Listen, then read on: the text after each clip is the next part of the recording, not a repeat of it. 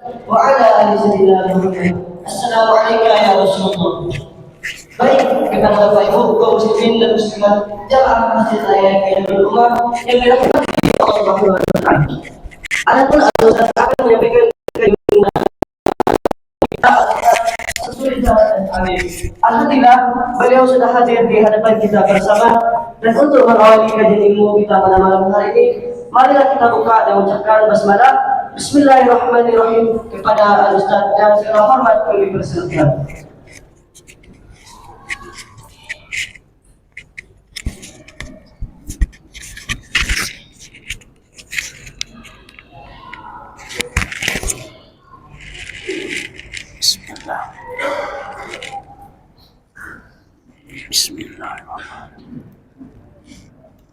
Bismillahirrahmanirrahim. Assalamualaikum warahmatullahi wabarakatuh.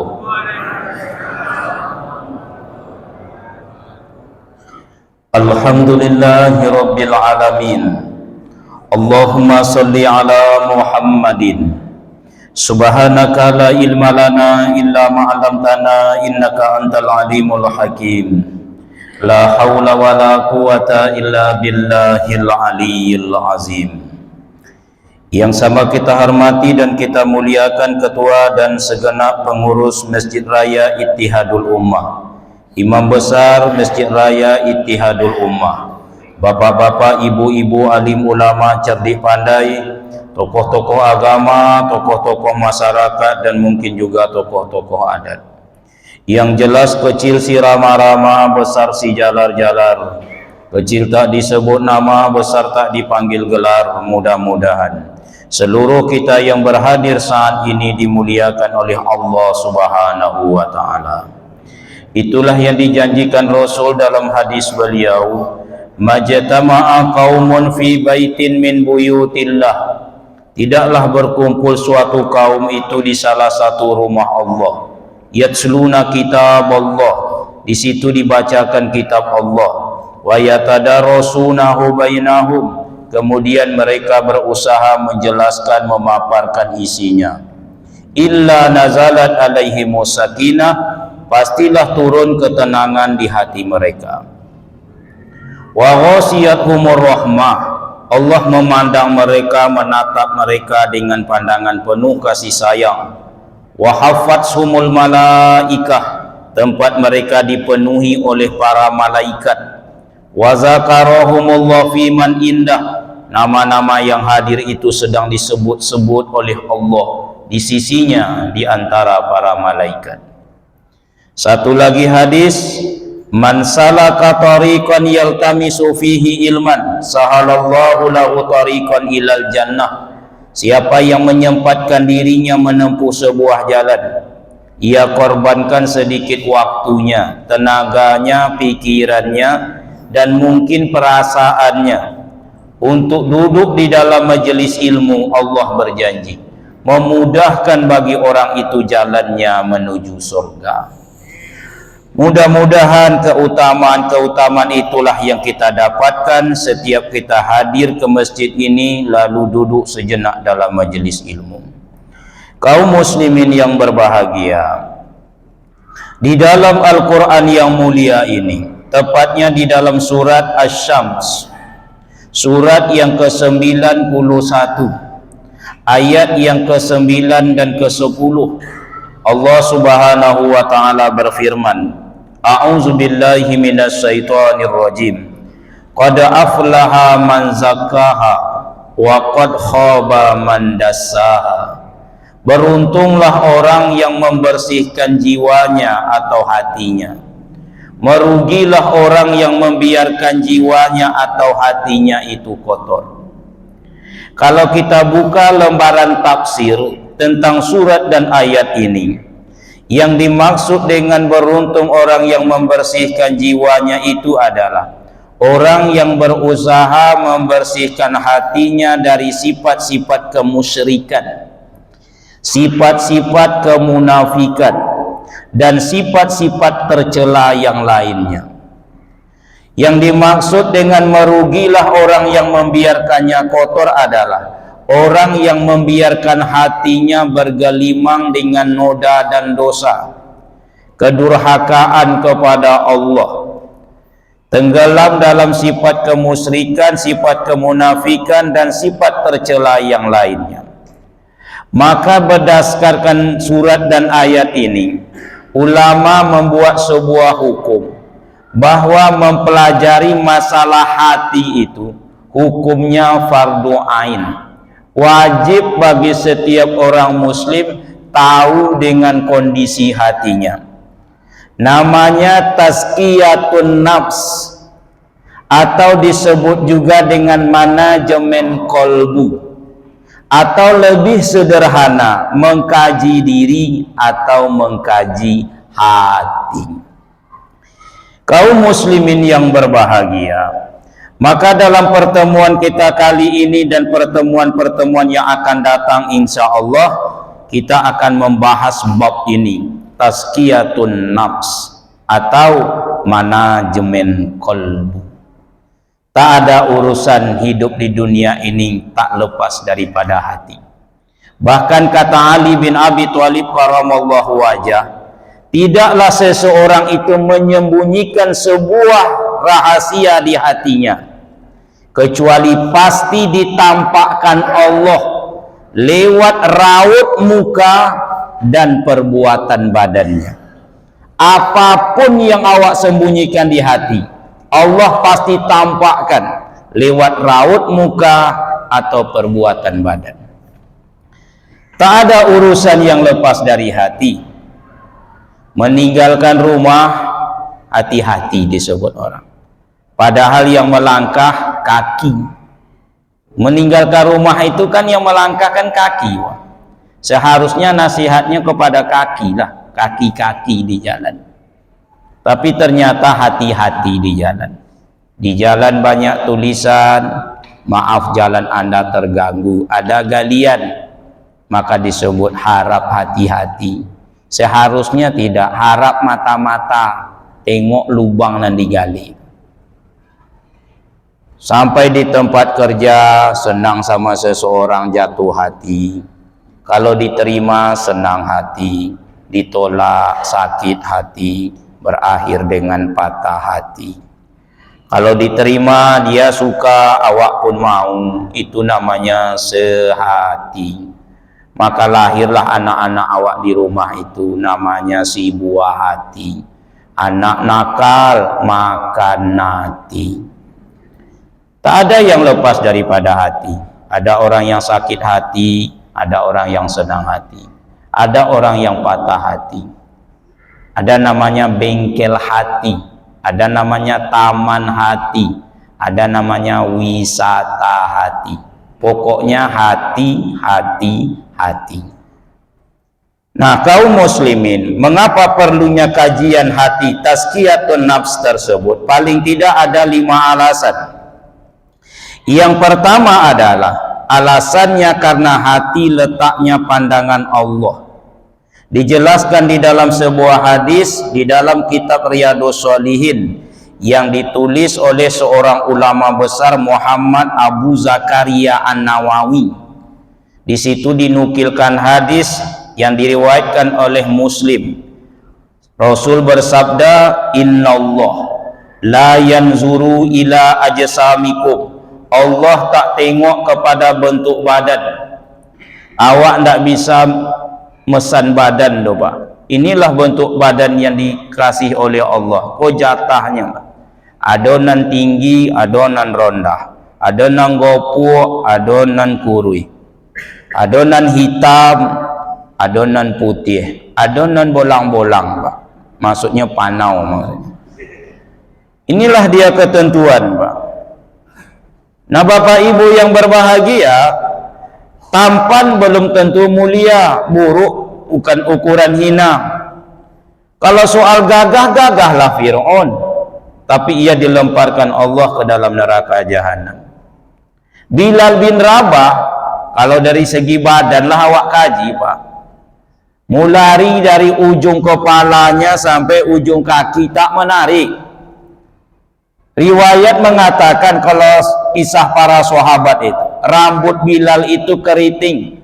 Bukan berarti rambut keriting tak bagus, keritingnya kurang menarik. Kulitnya hitam legam, bibir agak tebal, badan kurus, kaki agak pecah-pecah. Pekerjaan budak belian. Sewaktu pernah dibeli oleh orang Yahudi yang bernama Umayyah bin Khalaf, itu penghinaan kepada Bilal, dijadikannya Bilal itu sebagai tempat pijakan kakinya untuk naik unta yang lebih tinggi. Setiap hari kepala dipijak orang, budak belian. Tapi suatu ketika, hadis ini sahih, Rasul memanggil Bilal, "Ya Bilal, amal apa yang engkau lazimkan?" Kenapa demikian? Tadi malam, kata Rasul, aku dimi'rajkan Allah, ku dengar langkah kakimu di dalam surga. Kepala di dunia dipijak orang, bentuknya seperti itulah dari bang. Tapi langkah kakinya sudah terdengar di dalam surga. Dalam riwayat lain, langkah bunyi terompah atau sandalnya. Suatu ketika sahabat Rasul dan para sahabat berkumpul. Ada seorang sahabat yang mempunyai postur agak kecil dan pendek, namanya Ibnu Mas'ud radhiyallahu an, dan banyak meriwayatkan hadis. Ibnu Mas'ud naik ke tempat yang agak tinggi, naik ke lantai 2 atau umpamanya. Lalu betisnya tersikap. Sahabat yang menengok betis itu tersenyum-senyum, kecil betisnya. Kata Rasul, apa yang kalian tertawakan?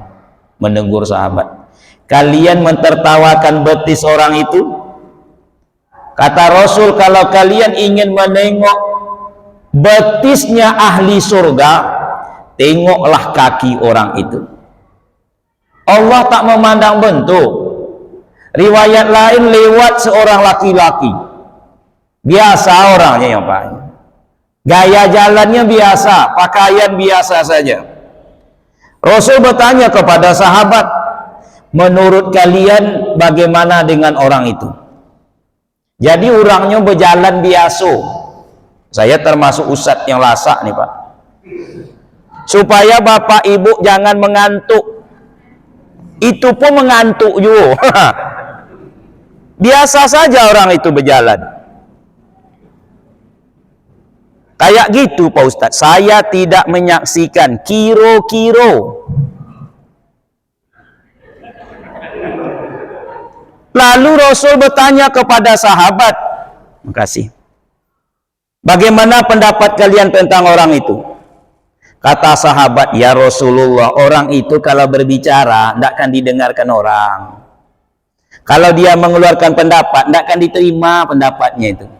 Kalau dia melamar perempuan, ditolak itu ya Rasulullah.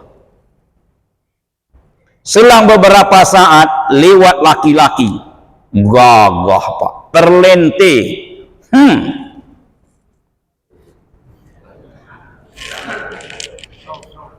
Bentuk itu Pak Ustadz, kiro-kiro juga Pak, saya tak menyaksikan. Kata Rasul, bagaimana pendapat kalian tentang yang kedua ini? Ya Rasulullah, ini kalau orang kedua ini kalau berbicara dia pasti didengar orang. Pendapatnya pasti diterima, dan kalau dia melamar perempuan pasti tidak akan ditolak, langsung diterima. Kata Rasul, yang kedua ini tidak lebih baik daripada yang pertama tadi, kata Rasul.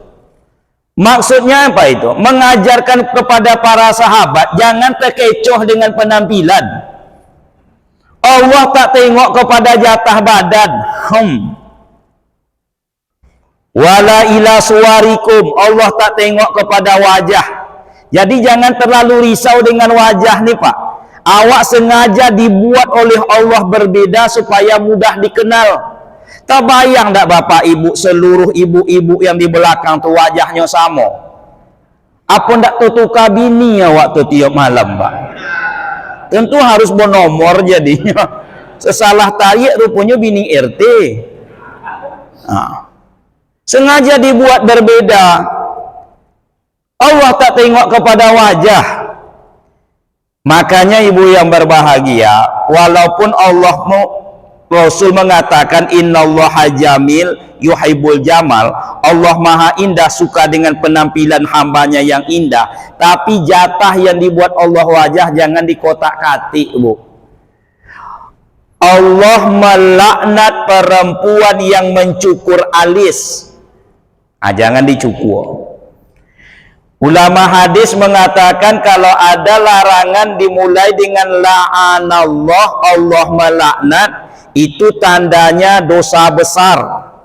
Kalau dia dosa besar berarti dia itu mempunyai kerugian yang besar.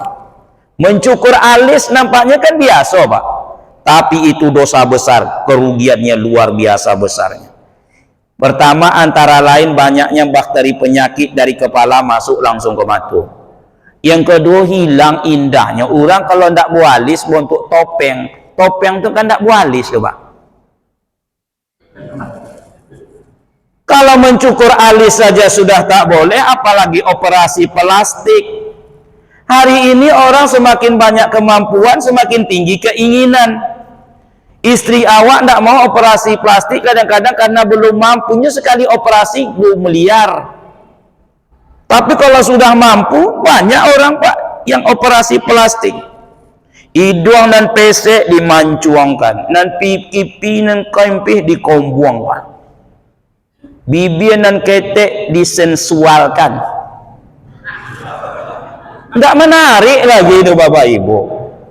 Padahal Allah tak tengok kepada wajah. Jangan terlalu risau dengan wajah.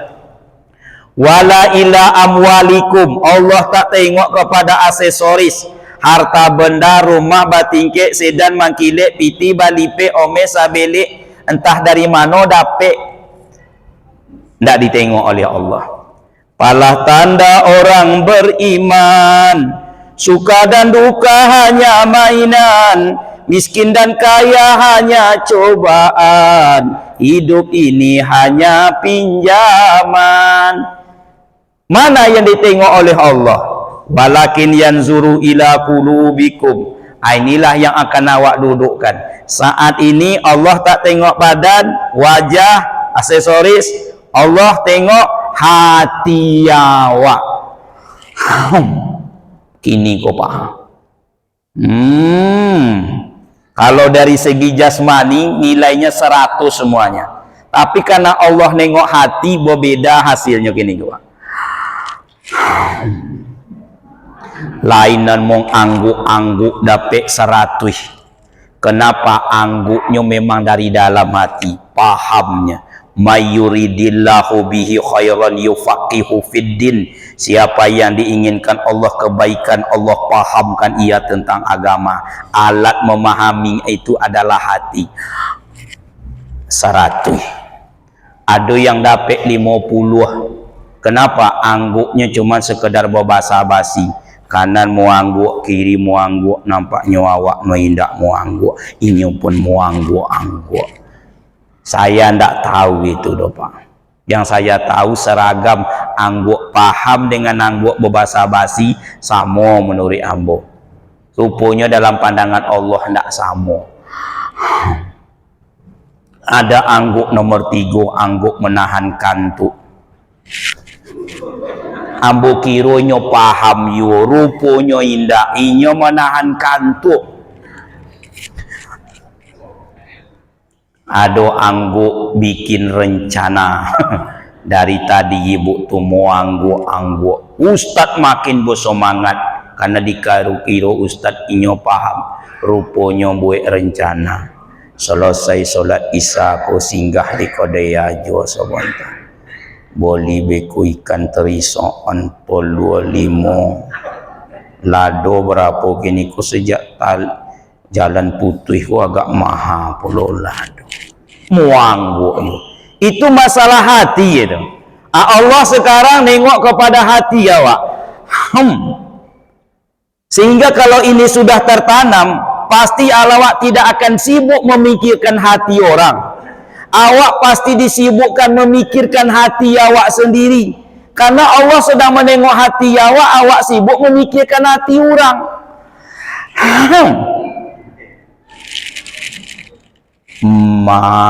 Kalau itu betul-betul tertanam, apa ndak pelong, Pak?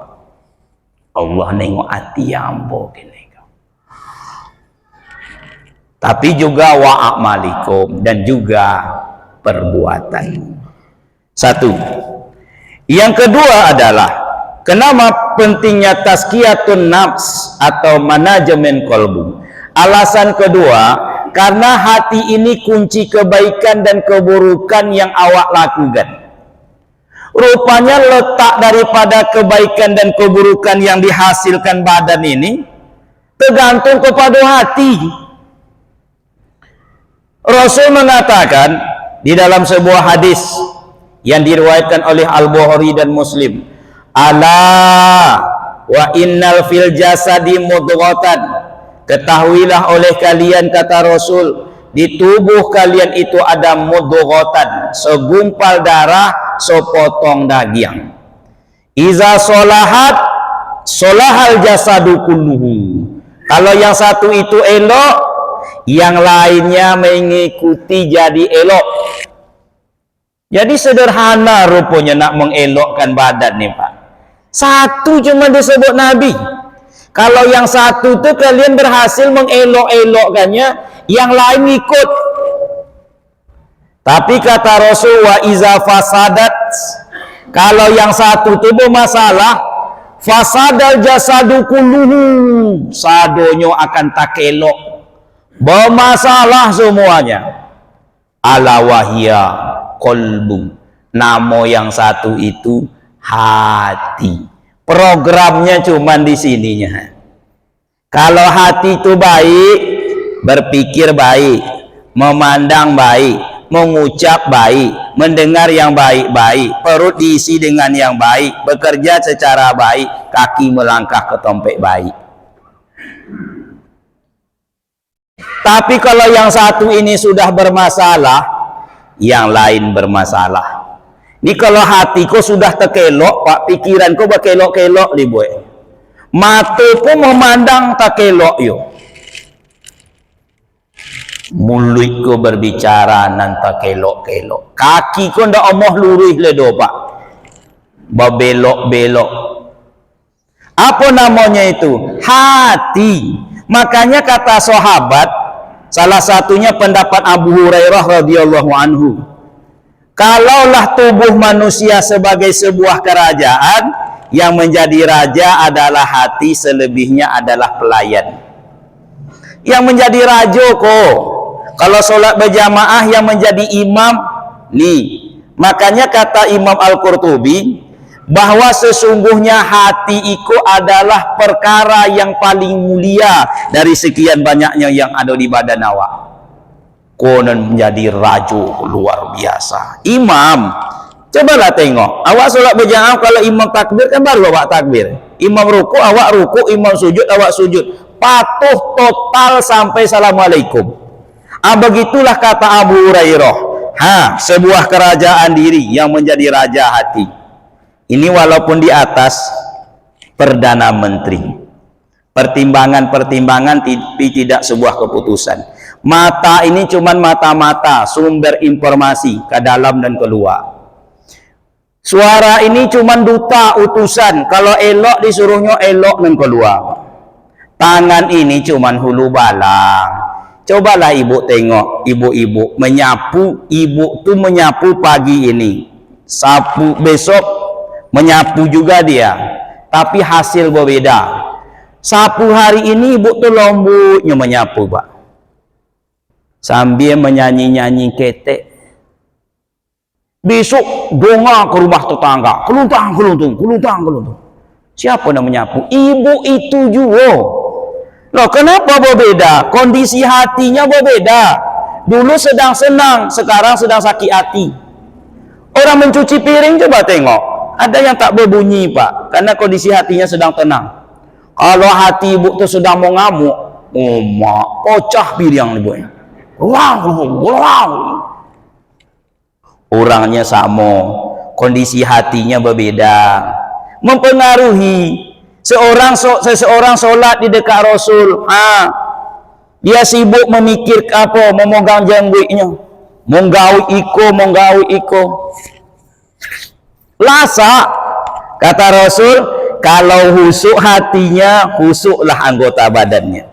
Jadi kalau menengok orang kiri kanan gilukan memegang janggui kalau nyoba janggui, memegang hidung kalau nyoba hidung.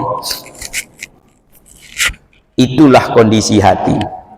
Kaum muslimin, kunci kebaikan dan keburukan. Maka wajar awak disebut jagalah hati. Inspirasi mungkin dari lagu itu munculnya pembahasan hati itu lah. Kan sudah pernah awak hafal. Rencana dibuat dulu lagu Indonesia Raya kedua, tapi tidak diterima tuh. Karena saking pentingnya. Jagalah hati, jangan kau kotori. Jagalah hati, lentera hidup ini. Bila hati kian bersih, apa akibatnya? Berpikir pun selalu jernih. Saya tidak mengatakan hati yang bola bersih, Pak. Semangat hidupkan gigih, prestasi mudah diraih, tapi bila hati keruh, batin pun terasa gemuruh, seakan dikejar musuh. Dengan Allah kian jauh. Bila hati kian suci, tak ada orang tersakiti. Pribadi menawan hati, ciri mukmin sejati. Tapi bila hati busuk, tengok patuhnya muka nih kepada hati. Mau nyobik busuk aja bokoriknya langsung. Tapi bila hati busuk, waktu menyebut bersih, bila hati kian bersih, spontan Pak, berpikir pun ditunjuknya kemari. Karena ini berpikir selalu jernih, semangat hidupkan gigih. Tadi buat-buat spontan. Prestasi mudah diraih, tapi bila hati busuk. Nah, kurang apa lagi betulnya bahwa hati ini raja. Pikiran jahat merasuk, akhlak kian terpuruk, jadi makhluk terkutuk. Bila hati kian lapang, hati juganya. Hidup susah tetap tenang, walau gelisah menghadang, dihadapi dengan tenang. Tapi bila hati sempit, segalanya jadi rumit, seakan hidup menghimpit, lahir batin terasa sakit. Jagalah hati mulai hari ini, jagalah hati, jangan kau kotori. Jagalah hati mulai saat ini, jagalah hati, kalau tak sekarang kapan lagi? Ambon menambahnya intinya Bapak Ibu. Kaum muslimin yang berbahagia, kunci kebaikan dan keburukan tergantung kepada hati. Dua. Yang ketiga, kenapa pentingnya kajian hati? Hati ini sarana untuk beribadah kepada Allah. Itulah Bapak Ibu yang berbahagia, tak kala kita buka lembaran ibadah, namanya rukun. Selalu rukun itu satu niat, dan niat itu adalah hati. Tidak ada yang lepas daripada pekerjaan hati. Separuhnya adalah hati, separuhnya adalah jasmani. Awak berwudu, sudah tahu awak tata cara berwudu. Kenapa ada orang yang lalai dalam berwudu? Yang sering diulang lajunya berwudu itu Bapak Ibu, terutama anak-anak kecil. Coba Pak tengok anak-anak awak.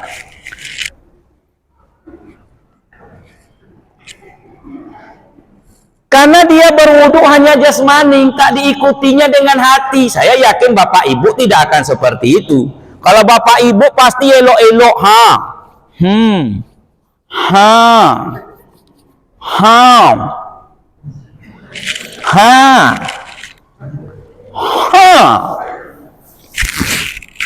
Kenapa tak sama dengan anak MDA tadi? Tidak semua anak MDA loh Pak, tapi rata-rata. Karena bedanya apa berwudu itu dengan hati. Sementara anak ketek kok nempon yang berwudu jasmaninya. Ada orang sholat tidak membawa hati.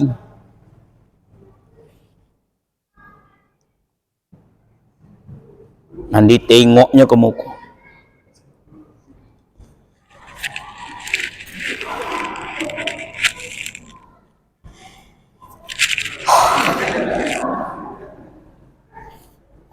Jasmaninya iya, hatinya.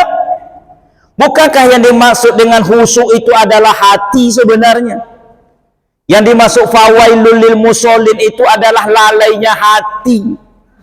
Hati ukurannya sarana ibadah. Maka Bapak Ibu, kalau sudah dia mengkaji hati, maka dia akan tengok kondisi hatinya sebelum melaksanakan ibadah. 3 diperhatikannya. Pertama, sebelum melaksanakan ibadah, tengok kondisi hati. Apakah ikhlas atau tidak? Nanti sebentar lagi awak kan sholat isya nih. Sholat isya waktu besok ditanya di kampung akhirat di padang mahsyar, kenapa bapak ibu sholat isya? Itulah pertanyaannya. Mengapanya? Kemudian nanti baru bagaimana caranya. Macam menjawabnya. Kenapa pak sholat isya? Ya awak pengurus masjid, tidak mungkin pula awak tidak sholat isya tuh pak.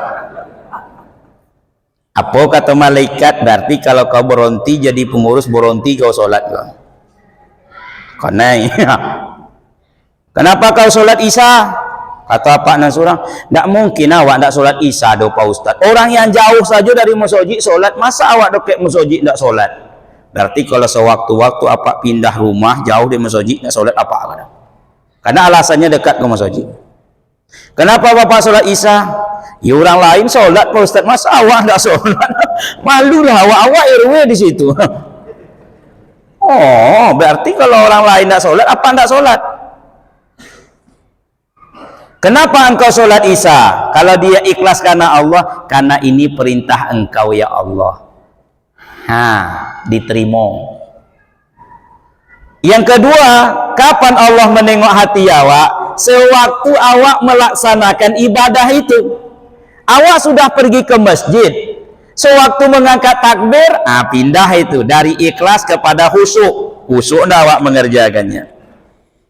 Ditengok oleh Allah. Selesai sholat, selesaikan masalah hati ini sarana ibadah belum pak? Justru ini yang paling dikhawatirkan Rasul. Yang paling aku takutkan melandamu bukan syirik besar kata Rasul, tapi syirik kecil. Sahabat bertanya, apa syirik kecil itu ya Rasul? Arya, bangga, menceritakan.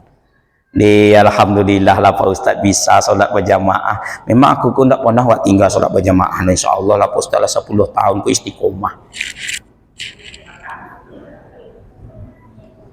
Kata ibu itu, alhamdulillah lah Pak Ustaz, awak 10 tahun ku tak pernah tinggal tahajud dah.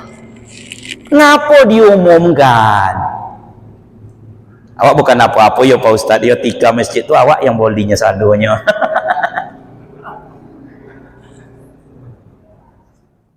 Konai awak. Sekarang paling mudah merusak ibadah itu. Hati-hati nih memposti ibadah. Hati-hati betul Pak. Habis semua dibuatnya. Alhamdulillah bisa memberikan bantuan untuk fakir miskin. Kalau orang lain memposting terserah, ikut awak. Facebooknya Facebook Samsurijal, nampak aku menyerahkan. Alhamdulillah bisa, mudah-mudahan diikuti oleh ustadz yang lain. Konai ustadz kok Pak. Kalau urusan dunia terserah bu. Ibu pergi ke harau, foto di harau, lagi di harau. Urusan duniamu kamu lebih tahu kata Rasul. Di padang panjang terserah. Di bukit tinggi, di bawah jam gadang, terserah. Cuman kalau dia ibu-ibu, apalagi ibu masih muda, umpama ibu-ibu muda, tahan sedikit. Walaupun urusan dunia bisa mengundang dosa. Kan sebagian ibu-ibu, tapi bukan ibu-ibu, sebahagian. Itu kalau foto kadang-kadang sama-sama kan bibir kan dijujunya ke muka, Pak. Konai kok. Mengapa kok? Urusan dunia. Nah, kalau urusan akhirat habis ibadah dibuatkannya. Kenapa demikian? Yang ditakutkan Rasul terjadi aria. Bahkan ada ibadah tersebut yaitu ibadah hati. Sebanyak-banyaknya Pak, segini kitabnya. Judulnya ibadah qalbu, ibadah hati. Mulai dari al-ikhlas, ihsan, wara, zuhud, takwa, tawakal, yakin dan lain sebagainya, semuanya ibadah hati itu. Khusyuk, ibadah hati itu. Perkara yang harus dihindari hati banyak di situ. Riya, ujub segala macam, ibadah hati itu menghindari. Kaum muslimin yang berbahagia 3. Yang keempat adalah 3 menit lah, lamanya 3 menit lah Pak. Yang keempat adalah kenapa pentingnya kajian hati. Hati sumber kebahagiaan.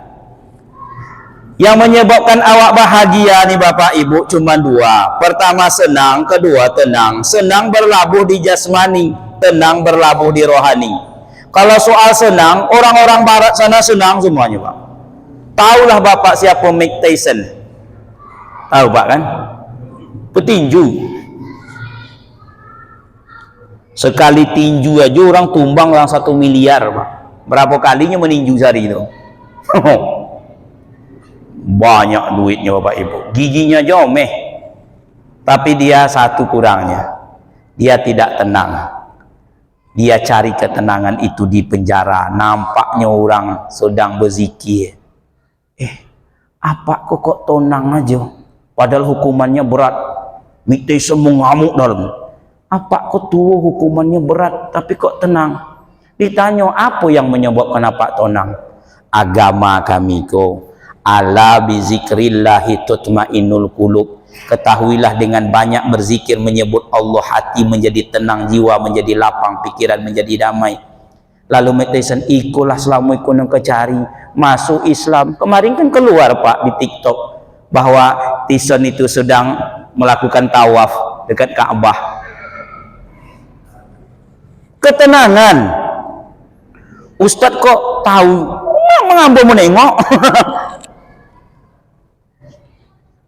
Orang sekarang di luar sana itu malah kursusnya kursus tertawa, kursus tersenyum, mencari ketenangan.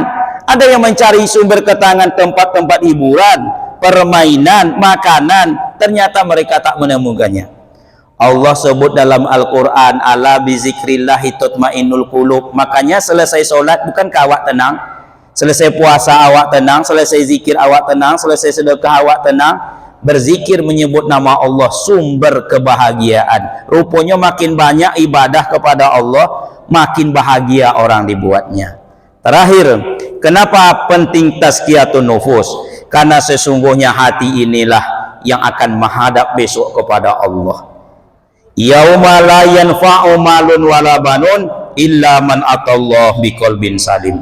Pada hari itu tidak berguna harta anak yang banyak kecuali yang menghadap kepada Allah dengan hati yang salim, hati yang selamat. Mudah-mudahan kaum muslimin yang berbahagia kita bisa memahaminya, yang terbaik berinsut berangsur untuk mengamalkannya. Kesempurnaan hanya milik Allah Subhanahu wa taala. Kekurangan kejanggalan berlabuh pada diri manusia. Kepada Allah kita memohon ampunan dan kepada manusia ini kita wajib saling memaafkan. Subhanaka Allahumma wa bihamdika asyhadu an la ilaha illa anta astaghfiruka wa atubu ilaik. Assalamualaikum warahmatullahi wabarakatuh.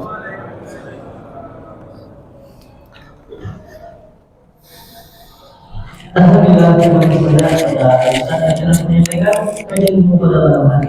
semoga Allah Subhanahu wa taala memberikan ganjaran pahala yang lebih ganda untuk Al-Ustaz dan juga